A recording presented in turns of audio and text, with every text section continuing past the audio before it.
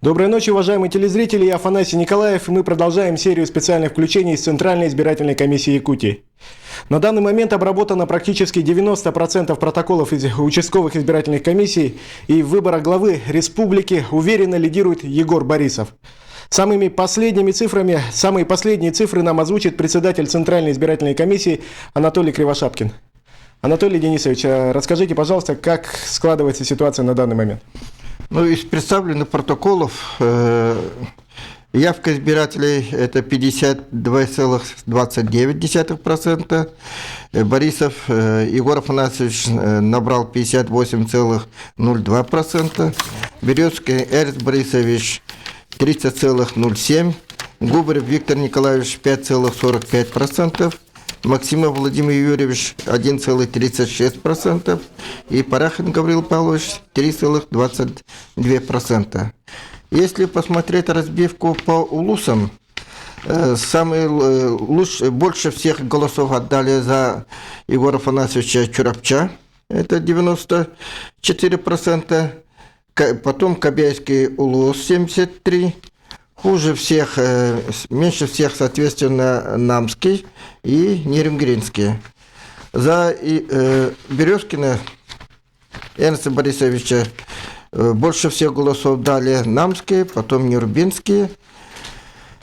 Намские дали 54%, Нюрбинские 41%. Соответственно, за этот меньше всех дали Чурапча и Алдан.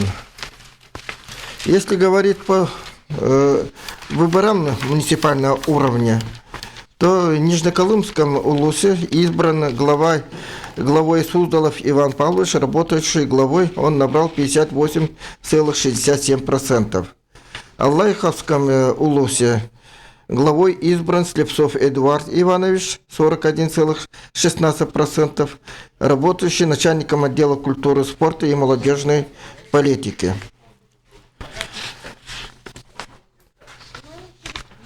По Лёкминские данные еще не полностью, но по представленным документам впереди идет Васильев Виктор Николаевич, набравший 40,9%, исполняющий обязанности главы района. Данные... А сколько обработано? Половина как раз обработана, это 20 участков. Данных пока от Жатая нету, это по городскому округу. По Сунтарскому избирательному округу победу одержал Березин Семен Максимович, который набрал 72,85%, работающий генеральным директором акционерного ОАО «Страховая компания «Стерх». И по Верхнегорному избирательному округу победу одержал Шамаев Иван Иванович, директор лицея-интерната, который набрал 29,66%. Второе место набрала Осипова Матрена Васильевна, которая набрала 28,25%. Анатолий Денисович, а были ли выявлены какие-либо нарушения, поступали ли жалобы на работу участковых избирательных комиссий?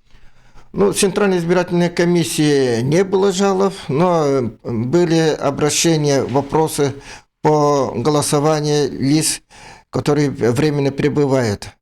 Они обращались в суд, но суд поддержал позицию Центральной избирательных комиссий. Поэтому им не дали возможность проголосовать.